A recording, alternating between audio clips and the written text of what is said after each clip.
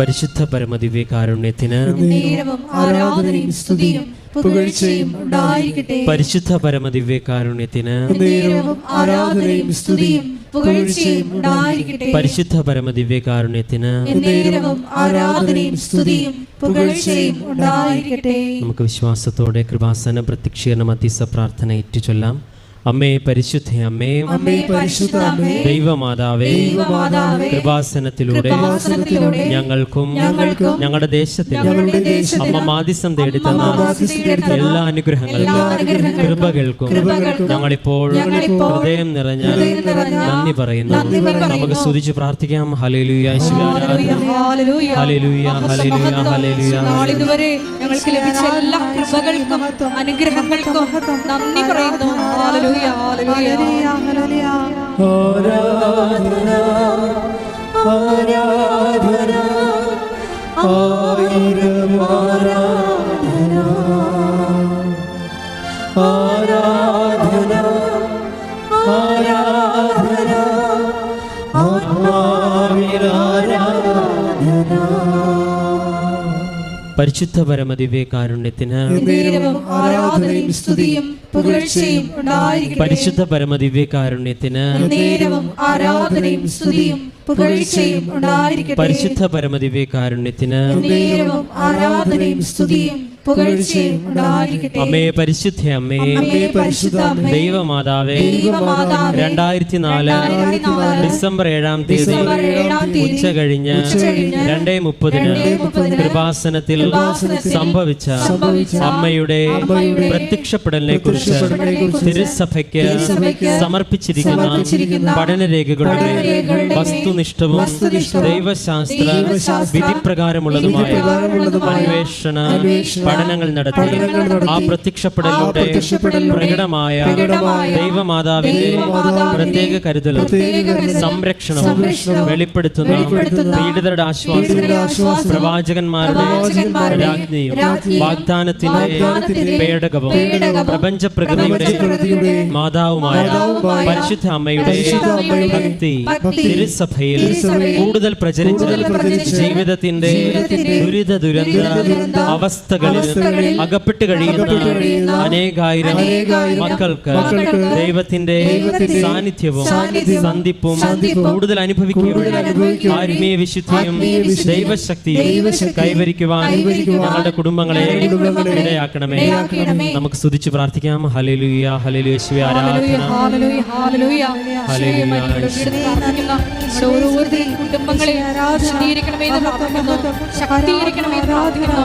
നടത്തണമേ എന്ന് പ്രാർത്ഥിക്കുന്നു. ആരാധന ആരാധന ആയിരം ആരാധന ആരാധന ആരാധന ആത്മാവിൽ ആരാധന. പരിശുദ്ധ പരമദിവ്യകാരുണ്യത്തിന് ആരാധനയും സ്തുതിയും പുകഴ്ചയും ഉണ്ടായിരിക്കട്ടെ. പരിശുദ്ധ പരമദിവ്യകാരുണ്യത്തിന് ആരാധനയും സ്തുതിയും പുകഴ്ചയും ഉണ്ടായിരിക്കട്ടെ. പരിശുദ്ധ പരമദിവ്യകാരുണ്യത്തിന് ആരാധനയും സ്തുതിയും പുകഴ്ചയും ഉണ്ടായിരിക്കട്ടെ. അമ്മേ പരിശുദ്ധ അമ്മേ, പരിശുദ്ധ അമ്മേ, ഭൂസ്വർലോകങ്ങളുടെ രാജ്ഞിയായ അങ്ങേക്ക് ഭൗമ സംരക്ഷണത്തിനായി പ്രപഞ്ച പ്രകൃതിയെ തന്നെ തിരുസഭ പ്രതിഷ്ഠിക്കുവാൻ ഈ പ്രത്യക്ഷീകരണം വഴി ഇടയാക്കണമേ. പരിശുദ്ധ അമ്മേ, ജപമാല മാതാവേ, സകല കൃപാസന പ്രാർത്ഥനകളോട് ചേർന്ന് ഞങ്ങളിപ്പോൾ പ്രാർത്ഥിക്കുന്ന ഈ സമൂഹത്തിന്റെ പ്രത്യേക നിയോഗങ്ങൾ നമുക്ക് മൗനമായി നമ്മുടെ നിയോഗങ്ങൾ സമർപ്പിക്കാം.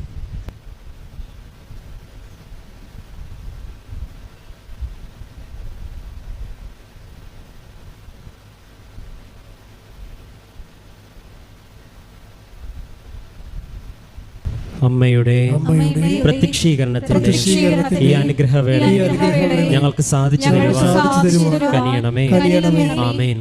നമുക്ക് സ്തുതിച്ച് പ്രാർത്ഥിക്കാം. ഹല്ലേലൂയ, യേശുവേ ആരാധന. ഹല്ലേലൂയ, ഹല്ലേലൂയ, ആരാധന.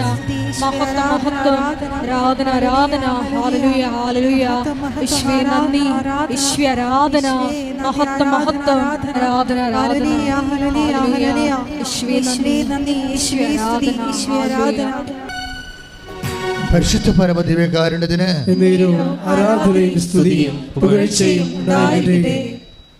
ഞാൻ നിങ്ങൾക്ക് കുറേ ഉടമ്പടി പ്രകാരം ദൈവം മരിയൻ ഉടമ്പടി കുറേ നേർച്ച വസ്തുക്കൾ തന്നിട്ടുണ്ടല്ലേ. അതൊക്കെ നമ്മൾക്ക് ബുദ്ധി പ്രയോഗിക്കാനുള്ളതാണ്. പ്രത്യേകിച്ച് ഉടമ്പടി ഉപ്പ്, ഉടമ്പടി കാശ് രൂപം, പിന്നെ പച്ചത്തിരി നീലത്തിരിയും ഒരേ സമയം തന്നെ വിശ്വാസം പ്രഖ്യാപിക്കുന്നതും വിശ്വാസം പ്രത്യാശിക്കുന്നതുമാണ്. ഒരേ സമയം തന്നെ പ്രത്യാശയും വിശ്വാസവുമാണ്. ഇപ്പോൾ പച്ചത്തിരി ഉപയോഗിക്കുമ്പോൾ നമുക്കൊരു പ്രത്യാശയാണ് നമ്മൾ പ്രഖ്യാപിക്കുന്നത്. എന്താണ്? കരിഞ്ഞു കിടക്കുന്ന അവസ്ഥകളിൽ നിന്നല്ല. നമ്മളിപ്പോൾ ജീവിതം ഉണങ്ങി വരണ്ടിരിക്കുന്ന അവസ്ഥയിൽ നിന്ന് അഹ്റോൻ്റെ വടിയെ പച്ച നിറമുള്ള ഇലകൾ കൊണ്ട് ഉണക്ക വടിയെ തളർപ്പിച്ച പോലെ ദൈവം എൻ്റെ ജീവിതത്തെയും തളർപ്പിക്കും. അതാണ് പച്ച. Take the bread of God. സ്തുതിക്കട്ടെ. ഹല്ലേലൂയ, ഹല്ലേലൂയ, ഹല്ലേലൂയ, ഹല്ലേലൂയ. യേശുവേ നന്ദി, ഹല്ലേലൂയ, ഹല്ലേലൂയ. യേശുവേ സ്തുതി, ഹല്ലേലൂയ, ഹല്ലേലൂയ. യേശുവേ നന്ദി, ആരാധന, ആരാധന. ആരാധന, കൈവിശുകൊണ്ട് ആരാധന, യേശുവേ ആരാധന, ആരാധന, ആരാധന, യേശുവേ ആരാധന. സംഖ്യ 17:8. സംഖ്യാപുസ്തകം 17:8. പിറ്റേ ദിവസം മോശ സാക്ഷ്യ കൂടാരത്തിലേക്ക് ചെന്നു. ലേവി കുടുംബത്തിനു വേണ്ടിയുള്ള അഹ്റോന്റെ വടി മുള പൊട്ടി പൂത്തു തളിർത്ത് ബദാം പഴങ്ങൾ കായ്ച്ചു നിന്നു. ഒരു വല്ലാത്ത കാഴ്ചയാണ്. ദൈവത്തിൻ്റെ ശക്തി ഒരു മനുഷ്യനിലുണ്ടോ ഇല്ലയോ എന്ന് ജനം സംശയിച്ചപ്പോൾ ദൈവം അടയാളം കൊടുത്തതാണ്. ഇപ്പോൾ ദൈവത്തിൻ്റെ ശക്തി നിങ്ങളിൽ പ്രവർത്തിക്കുന്നുണ്ടോ ഇല്ലയോ എന്നുള്ളതിൻ്റെ അടയാളമായിട്ടാണ് നിങ്ങളെ ഇപ്പോൾ കഴിഞ്ഞ ദിവസം കണ്ടില്ലേ, എല്ലാവരും ഇവിടെ ഒയിറ്റിക്കാതെ നിൽക്കുകയാണ്.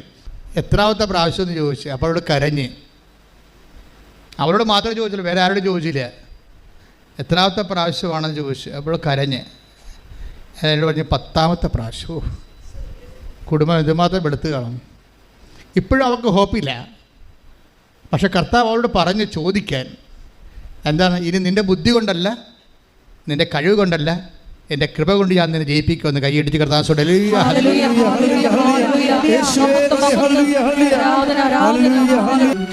ഈ വാഗ്ദാന പേടകം, നമ്മുടെ അഹ്റോൻ്റെ ഉണക്ക കമ്പ്, അത് ബദാം കായ്ച്ച് പച്ച ഇലകൾ ചാർത്തി ബദാം കായ്ച്ച് നിൽക്കുന്നത് വാഗ്ദാന പേടകത്തിൻ്റെ അരികിലാണ്. അതാണ് സമാഗമ കൂടാരത്തിൻ്റെ ഉള്ളിലാണ് ഇതുപോലെ വാഗ്ദാന പേടകം. അവിടെയാണ് ദൈവത്തിൻ്റെ സാന്നിധ്യം.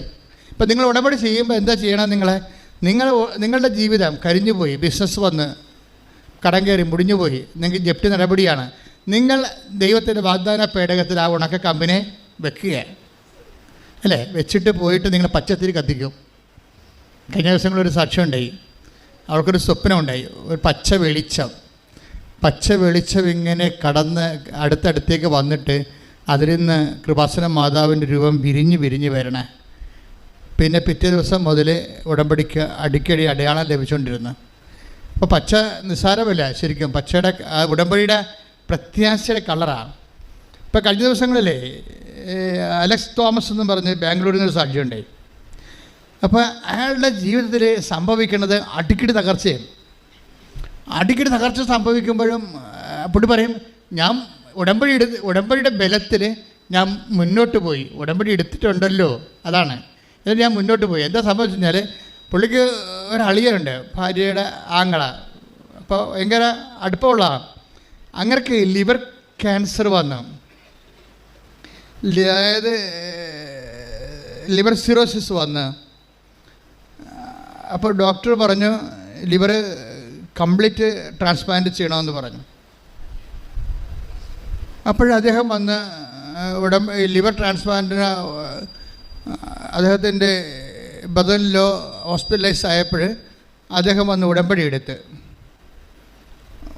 എടുത്തു കഴിഞ്ഞപ്പോൾ തന്നെ ഡോണറിനെ കിട്ടി, കരളെ കൊടുക്കാനുള്ള ആളെ കിട്ടി. പക്ഷേ അവിടെ ചെന്നപ്പോൾ കരളെ കൊടുക്കാനുള്ള തരാനുള്ള ആളെ കിട്ടി. പക്ഷേ എന്താ കുഴപ്പം? ഇയാൾക്ക് ഇൻഫെക്ഷനായിപ്പോയി. ആർക്ക്? ലിവർ മാറ്റി വെക്കേണ്ട ആളിന് ഇൻഫെക്ഷനായി. അപ്പോൾ ഈ ഉടമ്പടി എടുത്ത അലക്സ് തോമസ് പറയണത്, സാക്ഷ്യത്തിൽ പറയണത്, ഞാനത് മൈൻഡ് ചെയ്യില്ല, ഇൻഫെക്ഷനായിട്ട് ഞാൻ മൈൻഡ് ചെയ്യില്ല. എന്താ കാര്യം? ഞാൻ ഉടമ്പടിയുടെ ബലത്തിൽ മുന്നോട്ട് പോയെന്ന്. അതാണ് പച്ചയെന്ന് പറഞ്ഞ പ്രകാശം, അതാണ് പ്രത്യാശ. അങ്ങനെ ഇടയ്ക്കൊക്കെ സംഭവിക്കും, അതൊന്നും ഞാൻ മൈൻഡ് ചെയ്യത്തില്ല. കാരണം ഞാൻ എൻ്റെ ദൈവമായിട്ടാണ് ഉടമ്പടി എത്തിയിരിക്കുന്നത്. അതുകൊണ്ട് ഞാൻ മുന്നോട്ട് പോയി പ്രാർത്ഥിക്കുക, കർത്താവേ, ഉടമ്പടി കാലങ്ങളിൽ ഉണ്ടാകുന്ന ചില അസ്വസ്ഥതകളെ അവഗണിച്ചുകൊണ്ട് ധൈര്യത്തോടെ പ്രത്യാശയോടെ മുന്നോട്ട് പോകാൻ പ്രത്യാശയുടെ വരങ്ങളാൽ എന്നെ അഭിഷേകം ചെയ്യണമേ. പ്രത്യാശയുടെ വരങ്ങളാൽ എന്നെ അഭിഷേകം ചെയ്യണമേ. ഹല്ലേലൂയ ഹല്ലേലൂയ ഹല്ലേലൂയ യേശുവേ ഹല്ലേലൂയ പ്രത്യാശ നൽകണമേ. പ്രത്യാശയെന്ന ദൈവിക പുണ്യം വർദ്ധിപ്പിക്കണമേ. Hallelujah hallelujah. ദാഹിച്ചു നിന്നെ ഞാൻ തേടുന്നു, സ്വർഗം തുറന്നിറങ്ങി നീ വരണേ. ദാഹിച്ചു നിന്നെ ഞാൻ തേടുന്നു, സ്വർഗം തുറന്നിറങ്ങി നീ വരണേ. ദൈവമേ വരണേ, എന്റെ ഉള്ളിൽ വസിക്കാൻ വരണേ. അപ്പോൾ ഉടമ്പടിയുടെ കാലഘട്ടങ്ങളിലെ പ്രോസസ് ടൈമില്ലേ, എൻ്റെ പ്രക്രിയാ സമയം, ഈ പ്രക്രിയാ സമയങ്ങളിൽ എപ്പോഴും ദൈവം നമ്മളോട് ഇൻവെസ്റ്റ് ചെയ്യാൻ പറയും. അല്ലാതെ നമ്മളുടനെ ഉടമ്പടി എടുക്കണ കാലത്ത്, ഉടമ്പടിയിൽ ഇരിക്കുന്ന സമയത്ത് ഉണ്ടാകുന്ന ഞാൻ ഉടമ്പടി എടുത്തിട്ട് എനിക്ക് ഇങ്ങനെ സംഭവിച്ചല്ല എന്ന് ചില പൊട്ടിപ്പെണ്ണുങ്ങൾ പറയും. അങ്ങനെ നിങ്ങൾ പൊട്ടികൾ വാസ്തവത്തിൽ ഉടമ്പടി എടുക്കാതിരിക്കുന്നതാണ് നല്ലത്. കാരണം ഇത് ഞാൻ എപ്പോഴും നിങ്ങൾ പറയും, യൂദാസ് പുണ്യാളനെയൊക്കെ പെട്ടിക്കൊണ്ടുവന്ന് എഴുതിയിടുന്ന പോലുള്ള എഴുതിയിടലല്ല ഈ സംഭവം. ഇത് ദൈവവുമായിട്ടുള്ള ഒരു ബയലാട്ടറൽ എഗ്രിമെൻറ്റിൽ ദൈവത്തിന് ഒരു ഉദ്ദേശം ഉണ്ടാകും. നിങ്ങൾ ഓർക്കണത്, ഇപ്പോൾ യൂദാസ് പുണ്യാളൻ്റെ പെട്ടിക്കൊണ്ടുപോയി നിങ്ങൾക്ക് വിവാഹം നടക്കണം, ജോലി കിട്ടണം എന്നൊക്കെ പറഞ്ഞു കഴിഞ്ഞാൽ യൂദാസ് പുണ്യാളൻ്റെ പ്രത്യേകിച്ച് ഉദ്ദേശമൊന്നും ഉണ്ടാകത്തില്ല. നിങ്ങൾ അത് നടക്കാൻ പറ്റണേ നടക്കും, അത്രേ ഉള്ളൂ. പക്ഷെ നിങ്ങൾ ദൈവമായിട്ട് പരിശുദ്ധ അമ്മ വഴി ഉടമ്പടി ചെയ്യുമ്പോൾ ഈ രണ്ട് കക്ഷികൾക്ക് നിങ്ങൾക്കുള്ള ഉദ്ദേശമുണ്ടാകും. കാര്യം ഇത് ഉടമ്പടി ആയതുകൊണ്ടാണ്, അല്ലാതെ അപേക്ഷ കെട്ടി താത്തണ പരിപാടിയല്ലല്ലോ. ഉടമ്പടി ആയതുകൊണ്ട് ഉടമ്പടി പ്രകാരം ദൈവത്തിന് സ്വപ്നങ്ങളുണ്ട്. ആരെക്കുറിച്ച്? നമ്മളെക്കുറിച്ച്. ദൈവം ഈ ഉടമ്പടി കാലം കഴിയുന്ന ഉള്ളിൽ നിങ്ങൾ ആരായിരിക്കണം എന്നുള്ളതിനെക്കുറിച്ച് ദൈവത്തിന് ഐഡിയ ഉണ്ട്. അതാണ് പല ആൾക്കാരുടെ ഉടമ്പടി ആൻസറബിൾ അല്ലാതിരിക്കുന്നത്. കാര്യം ദൈവത്തിൻ്റെ കാര്യങ്ങളൊന്നും നിങ്ങളുടെ ജീവിതത്തിൽ നടക്കണില്ല. നിങ്ങളുടെ കാര്യം നടക്കാൻ വേണ്ടി കണ്ണീരിട്ടുകൊണ്ട് ഇങ്ങനെ ഒലിയിട്ട് നടക്കാവുന്നതല്ലാതെ ദൈവത്തിൻ്റെ കാര്യങ്ങൾ നിങ്ങളുടെ ദൈവപൈതലായി മാറിയോ? നിങ്ങൾ കർത്താവിന് വചനം കൈമാറിയോ? അത് സന്തോഷത്തോടെയാണ് കൈമാറിയത്. ഇപ്പോൾ കഴിഞ്ഞ ദിവസം ഒരു പെങ്കൊച്ച് സാക്ഷ്യം പറയണത്, എനിക്ക് 2 പ്രാവശ്യം പുതുക്കി കഴിഞ്ഞപ്പോഴാണ് എനിക്ക് ബോധം വന്നതെന്ന്. നമ്മൾ അപ്പോഴെങ്കിലും അവൾക്ക് ബോധം വന്നില്ല. എന്താ കാര്യം? അവൾക്ക് ഈ പത്രം കൊടുക്കാൻ ഭയങ്കര പ്രയാസമാണ്. ബാക്കിയെല്ലാം ഞങ്ങൾ ചെയ്യുന്നുണ്ട്. ആ കണക്കിനൊക്കെ ഒപ്പിച്ച് ദൈവത്തിന് കംപ്ലയിൻ്റ് ഇല്ലാത്ത രീതിയിൽ ഒപ്പിച്ച് ചെയ്യുന്നുണ്ട്. പള്ളിയിൽ പോകുന്നുണ്ട്, കുമ്പസാരിക്കുന്നുണ്ട്, വചനമൊക്കെ വായിക്കുന്നുണ്ട്. പക്ഷെ പത്രം കൊടുക്കത്തില്ല കക്ഷി. പത്രം കൊടുത്ത് അവളുടെ കൂട്ടുകാർ കാണുമെന്നാണ് അവൾ പറയണത്. നിങ്ങൾക്ക് ഭ്രാന്തുണ്ടാകുന്ന ആൾക്കാർ ചോദിക്കും. അതുകൊണ്ട് പത്രം ഞാൻ അമ്മയെ കൊണ്ടാണ് കൊടുപ്പിക്കണമെന്നാണ്. അതായത് ഈ ഉടമ്പടി നിങ്ങൾക്കറിയാമല്ലോ, ഇത് ഗ്രാജുവലായിട്ട് ഡെവലപ്പ് ചെയ്ത് വന്നതൊന്നുമല്ല. ഇപ്പോൾ എൻ്റെ കൂടെയുള്ള ജോമോളിനൊക്കെ അറിയാം, അല്ലെങ്കിൽ വിജയകുമാറിനറിയാം. അവരാണല്ലോ ഫസ്റ്റ് ഹാൻഡ് ഡിസേബിളായിട്ട് വരുന്നത്. അപ്പോൾ അവർക്കറിയാം ഇത് ഉടമ്പടി എങ്ങനെയാണ് ഇതിൻ്റെ പ്രൊമോഷൻ. ഇത് ഓൾ ഓൺ എ സഡൻ വന്നതാണ്. ഓൾ ഓൺ എ സഡൻ വെച്ചാൽ വിത്തിൻ 72 മണിക്കൂറിനുള്ളിലാണ് ഉടമ്പടിയുടെ മൊത്തം സംഭവങ്ങൾ വെളിപ്പെട്ടത്. അല്ലാതെ ഇങ്ങനെ കണ്ട് പഠിച്ചു കേട്ടു മനസ്സിലാക്കി എന്നിട്ട് ഓരോ കാര്യം ഇങ്ങനെ ആഡ് ചെയ്ത് അപ്ഡേറ്റ് ചെയ്ത് അങ്ങനെ വന്നതല്ല. പച്ചത്തിരി, നീലത്തിരി, ഉപ്പ്, ഉടമ്പടി തൈലം, ഉടമ്പടി കാശുരുവോ എല്ലാം എനിക്ക് വേണം 72 മണിക്കൂറല്ല. ഒരു എഴുതിക്കൊണ്ടിരിക്കുന്ന സമയത്ത് സൈമിൾട്ടേനിയസ് ആയിട്ട് ഓൺലൈനിൽ ആണ് ഇതെല്ലാം കിട്ടിക്കൊണ്ടിരിക്കുന്നത്. എനിക്കിതിൻ്റെ അർത്ഥം പോലും അറിയാമല്ല സത്യം പറഞ്ഞാൽ. പിന്നീട് ബൈബിളിലേക്കൊക്കെ പോയി ഇതിൻ്റെ അർത്ഥം എഴുതണമല്ല. നമ്മൾ ആൾക്കാരോട് പറഞ്ഞിട്ട് അത് ചെയ്താൽ മതി ഇതാ ചെയ്താൽ മതി എന്ന് കത്തോലിക്ക സഭയൊന്നും പറയാൻ പറ്റത്തില്ല. ചോദിക്കാനും പറയാനൊക്കെ ആൾക്കാരുണ്ട്. അപ്പം അതുകൊണ്ട് സഭാപിതാക്കന്മാരോട് വൃത്തിപരമായിട്ട് ഇതിൻ്റെ തിയോളജിക്കൽ കൊണോട്ടേഷൻസ് എന്താണ്, ബിബ്ലിക്കൽ ഇംപ്ലിക്കേഷൻസ് എന്താണെന്ന്, അതിൻ്റെ തിയോളജി എന്താണെന്ന് വി മസ്റ്റ് എക്സ്പ്ലെയിൻ. അപ്പോൾ ഞാനത് ഈശോയോട് പറഞ്ഞപ്പോൾ ഈശോ എനിക്ക് കുറേ വചനങ്ങൾ തന്നു. ആ വചനങ്ങളൊക്കെ എക്സ്പ്ലെയിൻ ചെയ്തിട്ടാണ് പുസ്തകം പുറത്തിറക്കിയിരിക്കുന്നത് ഓരോ കാര്യത്തിലും. അപ്പോഴാണ് ഈ ബദാം കായ്ക്കണ കാര്യമൊക്കെ ഞാൻ അറിയണത്. പച്ചത്തിരിയെന്ന് എഴുതി വെച്ചെന്നല്ലാതെ ബദാം കായ്ക്കണ കാര്യമൊന്നും അഹ്റോൻ്റെ ഉണക്കവടിയാണ് പിന്നീട് പച്ച ദൈവം അക്സെപ്റ്റ് ചെയ്ത് കഴിയുമ്പോൾ ദൈവശക്തിയാൽ അത് പച്ച ഇലകളായിട്ട് മാറണമെന്നും അത് പ്രത്യാശയാണെന്നും ഉടമ്പടി വെച്ച കാര്യങ്ങൾക്കെല്ലാം നമുക്ക് പ്രത്യാശ ഉണ്ടായാൽ മതിയെന്നും. അപ്പോൾ നിങ്ങൾക്ക് ഉടമ്പടി വെച്ച കാര്യങ്ങൾക്ക് നിങ്ങൾക്ക് പ്രത്യാശ ഇല്ലെങ്കിൽ ഈ ജപ്തി നടപടിക്കാരൻ വരുമ്പോൾ അത് അവരിപ്പോൾ നമുക്ക് ജപ്തി വരുമെന്നേ പറഞ്ഞിട്ടുള്ളൂ. അപ്പോൾ നമ്മൾ ഉടമ്പടി ചെയ്തു. അപ്പം ജപ്തി ഒരു ആഴ്ച കഴിഞ്ഞപ്പോൾ ഉടമ്പടി ചെയ്തല്ല, ആ ഉറപ്പിലൊക്കെ നമ്മൾ ഇരിക്കരുന്ന്.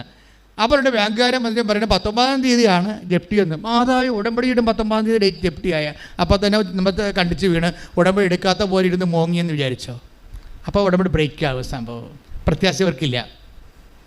അപ്പോൾ ഉടമ്പടി ബ്രേക്ക് ആവും. ഇപ്പോൾ ഇന്ന് ഈ അലക്സ് തോമസിൻ്റെ കഥ കണ്ടില്ലേ? അലക്സ് തോമസ് ഉടമ്പടി ചെയ്തു. അനിയൻ ഈ അദ്ദേഹത്തിൻ്റെ അളിയൻ്റെ ലിവറിന് വീണ്ടും ഇൻഫെക്ഷനായി. അതൊക്കെ മൈൻഡ് ചെയ്യില്ല. ഉടമ്പടി ആ പ്രിസ്ക്രൈബ്ഡ് ആയിട്ടുള്ള ഫോർമാറ്റിൽ അദ്ദേഹം മുന്നോട്ട് പോയി. കുറച്ച് കഴിഞ്ഞപ്പോൾ ഇൻഫെക്ഷൻ മാറി, ലിവർ മാറ്റിവെച്ചു. ലിവർ മാറ്റിവെച്ച് കഴിഞ്ഞപ്പോൾ ഡോണർ അപ്പം തന്നെ എഴുന്നേറ്റ് പോയി. 72 മണിക്കൂർ കഴിഞ്ഞപ്പോൾ തന്നെ ലിവർ കണ്ടിച്ച് കൊടുത്ത ആൾ ആശുപത്രിയിൽ നിന്ന് അയാൾ എഴുന്നേറ്റ് പോയി. പക്ഷേ അളിയനെ ഇപ്പോഴും ബോധം വന്നില്ല.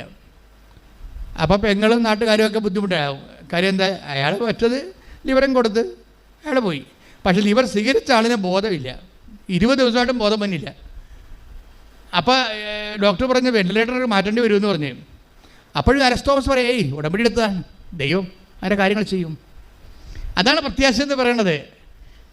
ആ അളിയനെ ബോധമില്ലാതെ മറ്റാൾ പോവുകയും അളിയന് ബോധമില്ലാതെ വീണ്ടും തുടരുകയും പിന്നെ സിറ്റുവേഷൻസ് മോശമായി വെന്റിലേറ്ററൊക്കെ കൊണ്ടുപോകാൻ നേരത്ത് ഉടനെ അലക്സ് തോമസ് ഇവിടെ വന്നിട്ട് മാതാവിന് പറയും, അളിയനെ വെന്റിലേറ്ററിൽ കയറ്റുകയാണെന്ന് പറയും. അളിയനെ വെന്റിലേറ്ററിൽ കയറ്റുകയാണെന്ന് പറഞ്ഞ് അമ്മയോട് പറഞ്ഞിട്ട് അയാൾ തിരിച്ചു പോകും. രാത്രി ആ വെന്റിലേറ്റർ കയറ്റാനുള്ള ആൾ കണ്ണ് തുറക്കും. അതായത് ആ മനുഷ്യനെ ഉടമ്പടി തന്നെ ഉറച്ചു നിന്നിട്ട് ഉടമ്പടി അല്പം ക്ലേശകരമായിട്ട് പോകണമെന്ന് കണ്ടപ്പോൾ അത് ഉടമ്പടി എടുത്ത ആളിൻ്റെ അടുത്ത് തന്നെ പറയുന്ന സിറ്റുവേഷൻസ് ഇത്തിരി മോശമാണ്, കൂടെ നിൽക്കുന്നവർക്ക് പിടിച്ചു നിൽക്കാൻ പറ്റണില്ല, ഞാനിങ്ങനെ തടിയിൽ പോലെ നിൽക്കണമെന്നേ ഉള്ളൂ, അത് നിൻ്റെ ഉറപ്പിലാണ് നിൽക്കണത്, വേറെ എല്ലാവരും ഡൗൺ ആയിട്ടുണ്ടെന്ന് പറയും. നമ്മൾ പോകുന്നത് ജീവിത യാഥാർത്ഥ്യങ്ങളും ദൈവാനുഭവമായിട്ടാണ് പോകുന്നത്. അപ്പോൾ ഇതിന് ബുദ്ധി വേണം. ഞാൻ പറയുന്നത് ഇതിന് ഉടമ്പടിക്കൊരു ബുദ്ധി വേണം. അല്ല നമ്മൾ ബുദ്ധിയില്ലാത്തവർ പോലെ കരയാൻ വിഷമിക്കാതിരുന്നാൽ ഉടമ്പടി ബ്രേക്ക് ആകും. ദൈവം നോക്കണത് ഈ ഉടമ്പടി എടുക്കാൻ ആവശ്യമായ തനത് കൃപ. നമുക്ക് എപ്പോഴും പറയണത് തനത് കൃപയെന്നും പറഞ്ഞൊരു വിഷയമുണ്ട്. ഇപ്പോൾ നമുക്കൊരു സാധാരണ ഒരു വിശ്വാസി ജീവിച്ചു പോകണം, അവർ ഇഷ്യൂസ് ഒന്നുമില്ല, അല്ലെങ്കിൽ ഉണ്ട്, രോഗങ്ങളുണ്ട്, ജോലിയില്ല, സ്വാഭാവികമായിട്ട് കേരളത്തിലുണ്ടാകുന്ന കേരള ഡിസീസ് മാത്രമേ അവനേ ഉള്ളൂ. കേരള ഡിസീസ് എന്ന് പറഞ്ഞത് മുതിർന്നവർക്ക് ചിലർക്ക് പെൻഷൻ കിട്ടണില്ല, ചിലർക്ക് കിട്ടുന്നുണ്ട്, ചിലർക്ക് ജോലിയില്ല, ചിലർക്ക് റേഷൻ കട്ടായിരിക്കുന്നു. അങ്ങനെയൊക്കെ ഉള്ള സാധാരണ ജീവിതവുമായിട്ട് ബന്ധപ്പെട്ട കോമൺ പ്രശ്നങ്ങളേ ഉള്ളൂ. ചിലർ ഏജൻറ്റുമാർ പറ്റിച്ചിരിക്കുന്നു, ചിലർ വിസ ട്രബിളിൽ വന്നിരിക്കുന്നു. അപ്പോൾ ചിലരുടെ റിസൾട്ട് വെറുതെ വിത്ത് ഹോൾഡായിട്ട് ലാഗ് ചെയ്യുന്നു. അതുകൊണ്ട് അവർക്ക് വേറെ സർട്ടിഫിക്കറ്റ് റിലീസ് ചെയ്ത് കിട്ടിയിട്ട് വേറെ രാജ്യത്തേക്ക് പോകാൻ പറ്റണില്ല. ഇങ്ങനെയുള്ള കേരള തടസ്സങ്ങൾ നമ്മുടെ രാജ്യത്തുള്ള തടസ്സങ്ങളുണ്ട്.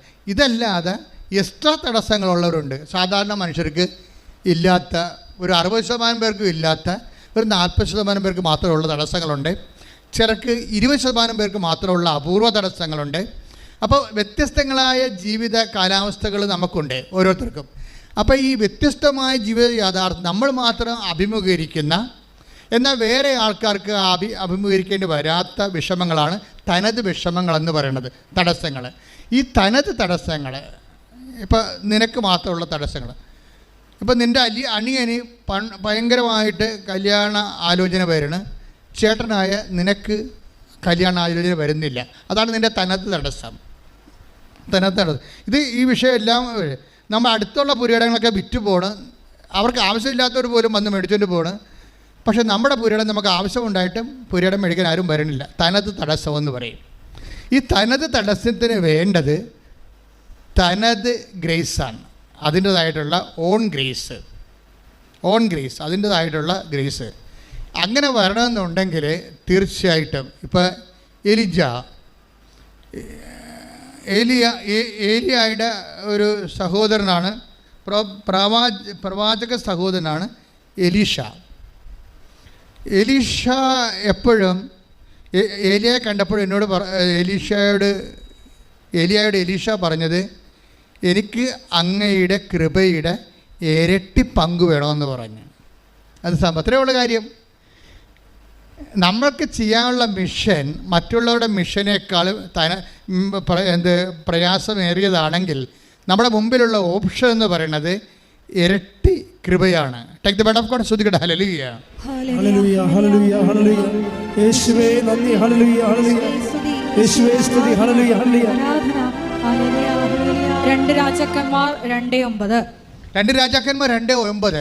മറുകര എത്തിയപ്പോൾ ഏലിയ എലീഷായോട് പറഞ്ഞു, നിന്നിൽ നിന്ന് എടുക്കപ്പെടുന്നതിന് മുമ്പ് ഞാൻ എന്താണ് ചെയ്തു തരേണ്ടത്? അപ്പൊ ഏലിയ ചോദിക്കുകയാണ് പ്രവാചകനോട്. അവൻ എടുക്കപ്പെടുകയാണ്. അപ്പൊ അതിന് എന്താണ് ഇവന് ചെയ്ത് കൊടുക്കേണ്ടതെന്ന് ചോദിക്കാൻ. എലീഷ പറഞ്ഞു, അങ്ങയുടെ ആത്മാവിന്റെ ഇരട്ടി പങ്ക്, അങ്ങയുടെ കൃപയുടെ ഇരട്ടി പങ്ക് എനിക്ക് ലഭിക്കട്ടെ. അവൻ പറഞ്ഞു, ദുഷ്കരമായ കാര്യമാണ്, പാടുള്ള കാര്യമാണെന്ന് ചോദിക്കണത് നീ ചോദിച്ചത്. എങ്കിലും ഞാൻ എടുക്കപ്പെടുന്നത് നീ കാണുകയാണെങ്കിൽ നിനക്കത് ലഭിക്കും. കണ്ടില്ലെങ്കിൽ ലഭിക്കുകയില്ല. അപ്പോഴേ എലീഷയ്ക്ക് ഇരട്ടി പങ്ക് ദൈവം കൊടുക്കുന്നതായിട്ടാണ് ബൈബിൾ ചരിത്രം അവസാനിക്കുന്നത്. പക്ഷേ എന്തിനു വേണ്ടിയാണ്? എലീഷയ്ക്ക് ഏലിയേക്കാൾ കൂടുതൽ ജോലി ചെയ്യാനുണ്ട്. മിഷൻ ബേസ്ഡ് ആയിട്ടാണ് പോണത്. അപ്പം നിങ്ങൾക്ക് ഇരട്ടി കൃപ വേണമെന്ന് പറഞ്ഞാൽ നിങ്ങളുടെ മുമ്പിലുള്ള ഓപ്ഷൻ എന്താണ്? ഇരട്ടി മിഷനാണ് ചെയ്യേണ്ടത്. വേറെ കാര്യമൊന്നുമില്ല. വെറുതെ വായിട്ട് അലക്കിയിട്ടുണ്ട് കൃപ കിട്ടത്തില്ല. മനസ്സിലായില്ലേ? നിങ്ങൾക്ക് ഇരട്ടി കൃപ വേണമെന്നുണ്ടെങ്കിൽ നിങ്ങളുടെ മുമ്പിലുള്ള ഓപ്ഷൻ എന്താണ്? ഇരട്ടി മിഷനാണ്. മറ്റുള്ള ആൾക്കാർ ഇപ്പം ഞാൻ കഴിഞ്ഞ ദിവസങ്ങളിൽ ബാംഗ്ലൂരിൽ നിൽക്കുമ്പോൾ ഒരു പള്ളിയിൽ, അവിടുത്തെ സെൻറ്റ് മേരീസ് പള്ളിയിൽ കുർബാന കുർബാന കൂടിയിട്ട് ഇറങ്ങുകയാണ്. കുർബാന കൂടി ഇറങ്ങുമ്പോൾ റോഡ് സൈഡിലൊക്കെ കൃപാസനം പത്രം കൊടുത്തുകൊണ്ടിരിക്കുന്ന ആൾക്കാർ. അപ്പോൾ ഇംഗ്ലീഷ് പത്രം കൊടുത്തുകൊണ്ടിരിക്കുകയാണ്. വെയിലത്ത്, നല്ല വെയിലത്ത് നിന്നുകൊണ്ട്. അപ്പോൾ ഞാൻ ദൈവത്തെ സ്തുതിച്ച് ശരിക്കും പറഞ്ഞാൽ, അതായത് ഇവിടെ വാങ്ങിച്ചുകൊണ്ട് പോകുന്നവരെ അവിടെ കൂടെ അത് കൊടുക്കണില്ലേ എന്നൊക്കെ ചോദിക്കാൻ ആരുമില്ല. അവർ അവർ വാങ്ങിച്ച പ്രേക്ഷിത പ്രവർത്തനങ്ങൾ ഈ എരിവെയിലത്തും പൊരിവെയിലത്തും സുന്ദരമായി ചെയ്തുകൊണ്ടിരിക്കുകയാണ്. കാര്യം നിങ്ങൾക്കറിയാമല്ലോ, നമ്മുടെ ഉടമ്പടിയിലെ ഏറ്റവും ടഫ് മിഷൻ ഈ പത്രത്തിൻ്റെ മിഷനാണ്. അതിൻ്റെ ഉദ്ദേശം എന്താണ്? ആ മാസം ഈശോ ചെയ്ത അത്ഭുതങ്ങൾ, അതാണ് ആ മാസം ചെയ്തത്. 100 മറ്റേ കാണും നമ്മൾ കൊടുക്കണത്. അതിലിരട്ടി ഉണ്ടാവും. ഒരു ദിവസം 10 അല്ല ഇടണത്, 10 ഉടമ്പടി സാക്ഷ്യങ്ങളല്ലേ ഇപ്പോൾ അപ്പ് ചെയ്യണത്. അപ്പോൾ അതിലൊരു 100 എടുത്തിട്ട് 10 ദിവസത്തെ എടുത്തിട്ടാണ് പദ്ധതി കൊടുക്കുന്നത്. അപ്പോൾ ഈ സാക്ഷ്യം വായിക്കുമ്പോൾ ആ സാക്ഷ്യം സ്ഥിരമായിട്ട് വായിച്ച് അഭിഷേകം പ്രാപിക്കുന്നവരുണ്ട്, സാക്ഷ്യം സ്ഥിരമായിട്ട് കേൾക്കുമ്പോൾ അഭിഷേകം പ്രാപിക്കുന്നവരുണ്ട്. കാര്യം സാക്ഷ്യം കേൾക്കുമ്പോൾ പ്രശ്നം ദൈവം ചെയ്ത കാര്യമായതുകൊണ്ട് ദൈവത്തിൻ്റെ ശക്തി അതിൽ വിശ്വസിക്കുന്ന അനുസരിച്ച് നമ്മൾ ശക്തിപ്പെട്ടുകൊണ്ടിരിക്കും. പക്ഷേ രാത്രി 3 മണിക്കൊക്കെ എഴുന്നേറ്റ് ആൾക്കാർ സാക്ഷ്യം കേൾക്കുന്നുണ്ട്. അവർ സാക്ഷ്യം പറയുമ്പോഴാണ് നമുക്ക് മനസ്സിലാക്കണം. 3 മണിക്കൊക്കെ എഴുന്നേറ്റിട്ട് സാക്ഷ്യം കേട്ടുകൊണ്ടിരിക്കും. അപ്പോൾ സാക്ഷ്യം കേട്ടുകൊണ്ടിരിക്കുമ്പോൾ ഇനി ഉറക്കം വന്നില്ലല്ലോ. ഒരു സഹോദരി ഇന്നലെ പറഞ്ഞത്, എനിക്ക് ഉറക്കം വന്നില്ല. എന്താ കാര്യമെന്ന് വെച്ച് കഴിഞ്ഞാൽ എൻ്റെ കുഞ്ഞിന് ഇപ്പം മിൻറ്റു എന്ന് പറഞ്ഞുകൊണ്ട് മോളുടെ സാക്ഷ്യം ഈ ആഴ്ചയിലുണ്ടായതാണ്. വലിയ സാക്ഷ്യമാണത്. കാര്യം വെച്ച് കഴിഞ്ഞാൽ മിൻറ്റു, ഞാൻ അയർലൻഡിൽ ധ്യാനം നടത്തുമ്പോൾ ആ അയർലൻഡിലെ ധ്യാനത്തിൻ്റെ ആരാധനയിൽ പങ്കെടുത്തപ്പോൾ പെട്ടെന്ന് അത്രയും നാൾ അനങ്ങാതിരുന്ന ഗർഭസ്ഥ ശിശു ആരാധന സമയത്ത് കുതിച്ചു ചാടി. അപ്പോൾ കർത്താവ് മിൻറ്റുവിനൊരു അടയാളം കൊടുത്തതാണ്. എന്താണ്? നിൻ്റെ കുഞ്ഞ് എൻ്റെ കൈവപ്പുള്ളതാണ്. ഇനി കുഞ്ഞുമായിട്ട് ബന്ധപ്പെട്ട് എന്ത് ഇഷ്യൂ വന്നാലും നീ മൈൻഡ് ചെയ്യരുത്. അതാണ് സംഭവം. ഇപ്പോൾ നമ്മൾക്കൊരു അടയാളം കിട്ടുമ്പോൾ ഓർക്കേണ്ടതെന്ന് വെച്ച് കഴിഞ്ഞാൽ, നമുക്കൊരു എന്തെങ്കിലും തരത്തിൽ നമ്മളെ പ്രതിരോധത്തിലാക്കുന്ന എന്തോ സാധനം സംഭവിക്കാൻ പോകുന്നു, നമ്മൾ കലങ്ങരുതെന്ന അതിൻ്റെ അർത്ഥം. ഒരർത്ഥം അതാണ്. അപ്പോൾ മിൻറ്റു ഭയങ്കര സന്തോഷമായി. എന്താണ്? ആരാധനയിലല്ലേ ആദ്യമായിട്ട് ഗർഭദർശിച്ച് തുള്ളിച്ചാറണത്. ഇപ്പം കർത്താവിൻ്റെ കയ്യൊപ്പുള്ള കുഞ്ഞാണ് എന്നവൾ ധരിച്ച് പ്രാർത്ഥിച്ചിരിക്കുന്ന സമയത്ത് പെട്ടെന്ന് കുഞ്ഞിന് അതിൻ്റെ നടുവലിൻ്റെ മൂട്ടിൽ ഒരു മുഴ വരാൻ തുടങ്ങി, ട്യൂമർ വരാൻ തുടങ്ങി. അത് ട്യൂമറാണെന്ന് കണ്ട് ബ്ലീഡിങ്ങൊക്കെ വന്ന് നോക്കിയപ്പോൾ ട്യൂമറാണ്. ട്യൂമറാകുമ്പോൾ ഡോക്ടർ പറഞ്ഞു ഈ ട്യൂമർ വളർന്നു കൊണ്ടേയിരിക്കുകയാണ്. വളർന്നുകൊണ്ടിരിക്കുമ്പോൾ വരുന്ന പ്രശ്നം, ട്യൂമർ എന്ന് പറയുന്ന ഒരു ബലൂൺ പോലെ ഇങ്ങനെ കുറേ വെള്ളമായിട്ടൊക്കെ ഇരിക്കും, അതിങ്ങനെ വളർന്നിരിക്കുകയാണ്. അപ്പോൾ സ്വാഭാവികമായിട്ട് കുഞ്ഞിൻ്റെ രക്തം മുഴുവനും ട്യൂമർ വിഴുങ്ങും.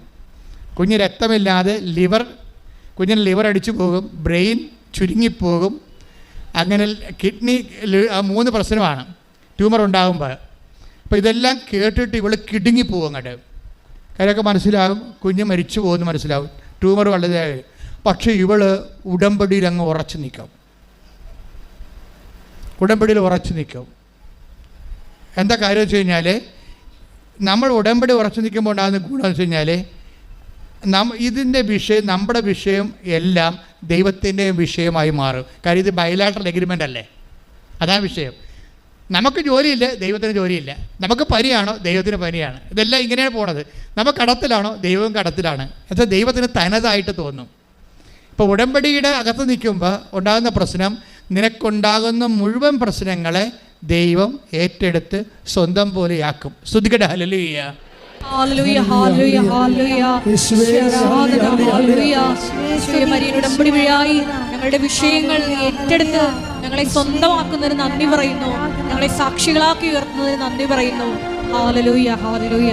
ഞാൻ PK മാർട്ടിൻ, പാറയിൽ വീട്, അങ്കമാലി സൗത്ത്. ഞാൻ 2019 കൃപാസനത്തിൽ വന്ന് മാതാവിൻ്റെ ഉടമ്പടി എടുത്ത് പ്രാർത്ഥിക്കുകയും ഉടമ്പടിയിൽ 3-4 കാര്യങ്ങൾ പ്രധാനമായും പറഞ്ഞ് പ്രാർത്ഥിക്കുകയും സമർപ്പിക്കുകയും ചെയ്തിരുന്നു. ഒന്ന്, എനിക്ക് ബാംഗ്ലൂർ ഒരു 5 സൈറ്റുകളുണ്ടായിരുന്നു. പലപ്പോഴും ഈ സ്ഥലങ്ങൾ വിൽക്കുവാനായി ആൾ വരികയും ചെറിയൊരു തുക അഡ്വാൻസ് തരികയും ചെയ്യും. രജിസ്ട്രേഷൻ നടത്തുന്ന ആവശ്യത്തിലേക്ക് ഞാനവിടെ ചെല്ലുമ്പോൾ ഈ കച്ചവടം സ്കിപ്പായിട്ടുണ്ടാവും. അങ്ങനെ പലവട്ടം തടസ്സങ്ങൾ നേരിട്ടു. തുടർന്നും ഞാൻ പ്രാർത്ഥന മുടങ്ങാതെ എന്നും രാവിലെ കൃപാസനത്തിൽ പ്രാർത്ഥന ചൊല്ലിക്കൊണ്ടിരുന്നു. ഇന്നും അത് തുടരുന്നു. അങ്ങനെ 2021 നവംബറിൽ 2 സൈറ്റുകൾ ഒരാൾ വാങ്ങുകയും ബാക്കിയുള്ള സൈറ്റുകൾ 2021 ഡിസംബറിലും ഒരു മാന്യമായ ലാഭത്തോടെ വിറ്റുപോകാനുള്ള അവസരം എനിക്ക് ലഭിച്ചു. കൃപാസനത്തിൽ വന്ന് പ്രാർത്ഥിച്ചതിൻ്റെയും ഉടമ്പടി എടുത്ത് പ്രാർത്ഥിച്ചതിൻ്റെയും ഫലമായി ലഭിച്ച അനുഗ്രഹമാണ്. രണ്ടാമതായി, എൻ്റെ 2ാമത്തെ മകൻ +2 കഴിഞ്ഞ് ഡിഗ്രിക്ക് പഠിച്ചുകൊണ്ടിരിക്കുകയായിരുന്നു. ഡൽഹി അമിറ്റി യൂണിവേഴ്സിറ്റിയിൽ പഠിച്ചുകൊണ്ടിരിക്കുകയായിരുന്നു. അവന് കാനഡയിൽ പോയി പഠിക്കണമെന്ന് ആഗ്രഹിക്കുകയും അവൻ IELTS തുടങ്ങിയ കാര്യങ്ങൾ അറ്റൻഡ് ചെയ്ത് നല്ല സ്കോറോടെ IELTS പാസ്സാവുകയും വിദേശത്ത് പോയി പഠിക്കുവാൻ, കാനഡയിൽ പോയി പഠിക്കുവാനുള്ള ആപ്ലിക്കേഷൻസ് എല്ലാം കൊടുക്കുകയും അങ്ങനെ കാൽഗറി യൂണിവേഴ്സിറ്റിയിലേക്ക് അവൻ്റെ ഇൻ്റർവ്യൂ ഓൺലൈൻ വഴി 4-5 ഇൻ്റർവ്യൂകൾ, ടെസ്റ്റ് തുടങ്ങിയ എല്ലാം നടക്കുകയും കിട്ടും എന്ന് വിശ്വസിച്ചിരുന്ന സമയത്ത് അവൻ വെയിറ്റിംഗ് ലിസ്റ്റിൽ ഉൾപ്പെട്ടതായി അറിയുകയും ചെയ്തു. സാധാരണ ആ യൂണിവേഴ്സിറ്റിയിലെ വെയിറ്റിംഗ് ലിസ്റ്റിൽ ഉൾപ്പെട്ടാൽ അഡ്മിഷൻ ലഭിക്കാറില്ല. ഞാനും എൻ്റെ ഭാര്യയും ഉടമ്പടി പ്രാർത്ഥന രാവിലെ പ്രാർത്ഥിക്കുകയും നല്ലോണം ദൈവത്തോട് സമർപ്പിച്ച് പ്രാർത്ഥിക്കുകയും ചെയ്തതിൻ്റെ വെളിച്ചത്തിൽ 3-4 ദിവസം കഴിഞ്ഞപ്പോൾ അവനോട് അഡ്മിഷൻ ലഭിച്ചതായിട്ട് ഓഫർ ലഭിക്കുകയും ചെയ്തു. ഇപ്പോൾ മകൻ അവിടെ കാനഡയിൽ പോയി BSc ഡിഗ്രി, കമ്പ്യൂട്ടർ ഡിഗ്രി പഠിക്കുന്നു. അതോടൊപ്പം തന്നെ അവന് നല്ലൊരു സ്ഥലത്ത് പാർട്ട് ടൈം ജോലി ലഭിക്കുകയും ചെയ്തിരിക്കുന്നു. മൂന്നാമതായി, എൻ്റെ ഒരു സ്ഥലം BTRൽ നിലം എന്ന ഇതായി കിടക്കുന്നു. ഭയങ്കര ഫെയർ വാല്യൂ ഉള്ളൊരു സ്ഥലമാണ്. 2017 മുതൽ ഞാൻ അതിന് തരം മാറ്റി കിട്ടുവാൻ വേണ്ടി അപേക്ഷ നൽകി RDO ഓഫീസ് കയറി ഇറങ്ങി നടക്കുകയുണ്ടായി. അങ്ങനെ അതിൻ്റെ ഫെയർ വാല്യൂവിൻ്റെ നിശ്ചിത പെർസെൻറ്റേജ്, വലിയൊരു തുക അടച്ചാൽ സ്ഥലം തരം മാറ്റി കിട്ടുമെന്ന് അധികൃതർ അറിയിക്കുകയുണ്ടായി. അത്രയും തുക അടയ്ക്കാൻ സാധ്യമല്ലാത്തതുകൊണ്ട് ഞാൻ വീണ്ടും എത്ര രൂപയായിരുന്നു? 9 ലക്ഷം രൂപയോളം ഫെയർ വാല്യൂവിൻ്റെ നിശ്ചിത വിഹിതം ഫീസായിട്ട് അഡീഷണൽ അടയ്ക്കണമെന്ന് പറയുകയുണ്ടായി. ഞാൻ കൃപാസനത്തിലെ പ്രാർത്ഥന മുടങ്ങാതെ ഇതെല്ലാം വെച്ച് പ്രാർത്ഥിച്ചുകൊണ്ടിരുന്നതിൻ്റെ വെളിച്ചത്തിൽ 2020 ചെന്നപ്പോൾ അത് 4,20,000 രൂപ ഫീസ് അടച്ചാൽ ശരിയാക്കി തരാമെന്ന് പറയുകയുണ്ടായി. അപ്പോഴും ഞാൻ ഈ വിശ്വാസം കൈവിടാതെ തുടർന്നും പ്രാർത്ഥിച്ചുകൊണ്ടിരുന്നു.